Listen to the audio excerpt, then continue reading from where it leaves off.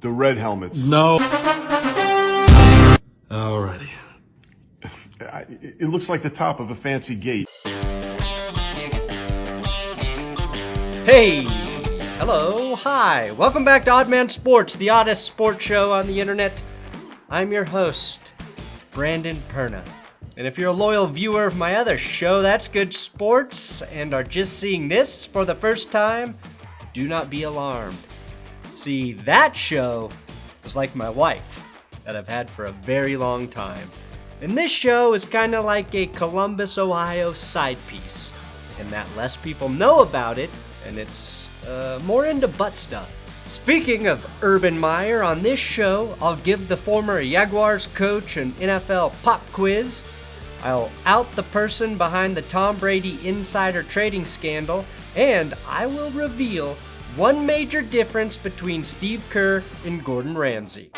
Dinks and Dunks. The story of this year's tourney has without a doubt been the Cinderella run of the 15-seed St. Peter's, the tiny Jesuit school in New Jersey, which is even more impressive when you see their squad. Instead of the triangle offense, they dominate with the Trinity defense.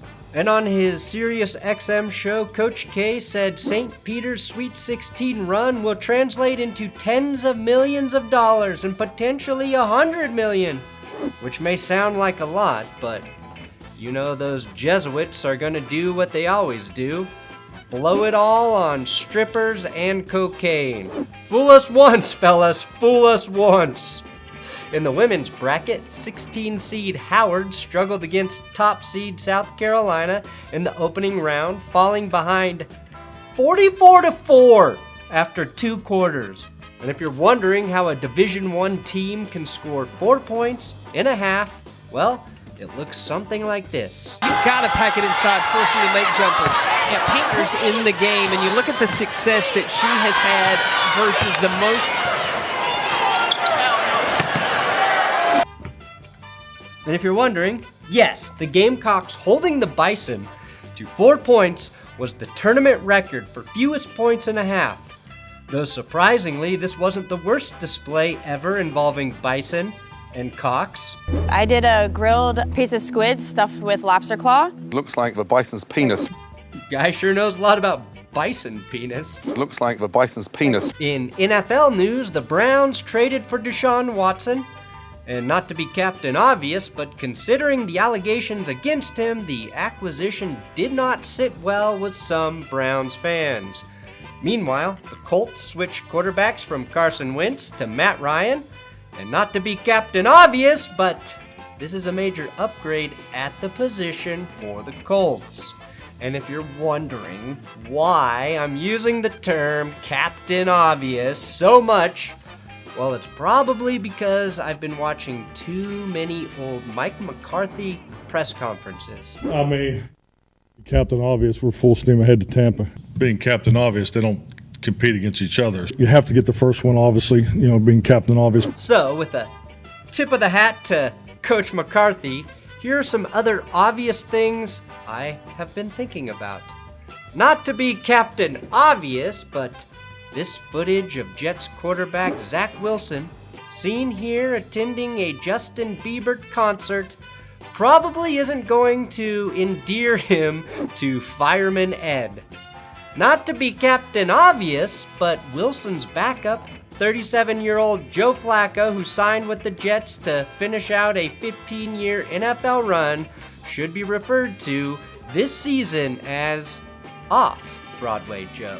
And not to be Captain Obvious, but Tony Hawk shattering his femur while skateboarding probably isn't the best promotion for his upcoming HBO documentary, Till the Wheels Fall Off, which is about how, contrary to popular belief, skateboarding can be enjoyed later in life.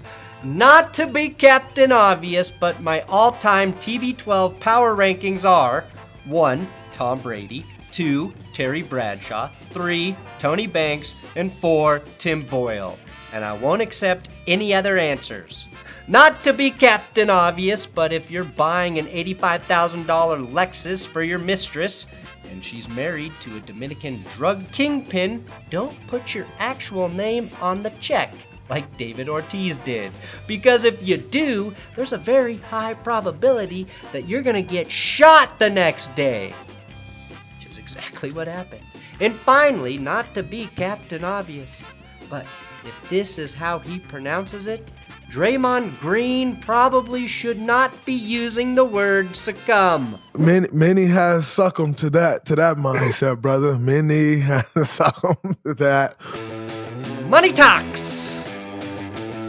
A major sports book is asking the NFL to investigate multiple bettors who recently channeled their inner Martha Stewarts in a story that has absolutely nothing to do with planning the perfect spring picnic arrangement. Somebody who seemed to know what they were doing bet a ton of money last Thursday on the Buccaneers to win the NFC and to win the Super Bowl. And 3 days later, Tom Brady unretires. So the VP from the Westgate Superbook is upset and wants the NFL to actually investigate whether or not there was inside information. That's right. These insiders apparently placed bets totaling hundreds of thousands of dollars on Tampa Bay after Brady announced his retirement, when the Bucs, NFC, and Super Bowl odds were 30-1 and 60-1 respectively. So, who were these mystery bettors? Well, according to Westgate Superbook Vice President Jay Cornegay, these were not casual bettors. They would be categorized as educated bettors. It wasn't a guy with a Tom Brady jersey at the counter. It was a player that we would describe as sharp. And if you are still unclear exactly what a sharp looks like, well, let Mike Florio explain. It's what they call a sharp. I don't know what gives it away. Is it the unibrow? Is it the gold chain? A unibrow and a gold chain? So by my calculations, this narrows it down to Anthony Davis and Frida Kahlo. But the one plugged-in guy I am positive did not place the bets, Mike Florio. And this is because of a related wager he recently made on the Dan Patrick Show. I think he's retired from the Buccaneers, but I think he's coming back. I just think he's trying to find a way out of Tampa. Are you willing to bet on that? How much? Like a pie to the face? Oh, a pie to the face. I mean, pie to the face is nothing. It depends. I mean, unless it's like, an acid pie. Nope, no bet. Unless it's an acid pie, Florio. It's not a man's bet unless full facial mutilation is on the line. As for who might have inside Brady info, well, I have a suspect because back in 2020, before Tampa Tom announced he was headed for the Bucs, this guy blabbed about it on national television. Tom has told me, personally, I don't know what he said to Mark, but he's told me where he's going. He has? Yeah. So he is going somewhere. Whoops. But Affleck possessing this info is not illegal. What's illegal is trying to profit off his tip, which is what Bill Simmons, for some reason, admitted to doing when he recently had Affleck on his podcast. I saw you on Kimmel's show last night, and I thought it was funny that he brought up when you gave him the tip of where Brady was going. Because he immediately gave it to me and Sal, and I think we bet it, because it was like, oh, Affleck's got the inside info. So what's the takeaway when it comes to using insider information to make informed bets? Well, much like Janet Jackson having a baby at age 50, if the stars are able to do it, you should too. So start working your sources, and once you have a good tip, head over to thegameday.com for all the best odds on NFL futures and beyond. Odd Man out. Now at this point, taking shots at Urban Meyer has become a journalistic blood sport.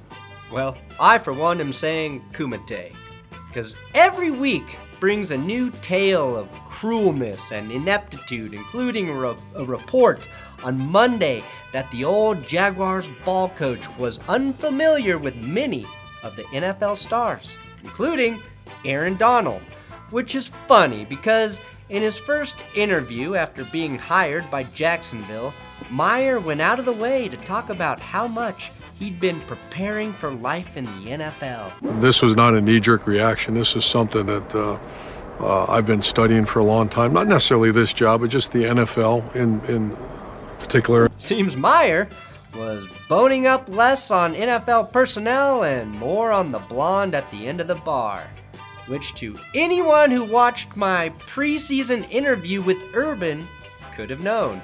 I am pleased to be joined by Jacksonville Jaguars head coach Urban Meyer for an NFL pop quiz. Here's how this goes. I'm going to hold up a photo, and if you know the player, Urban, just say his name. All right? Here we go, Urban. First player.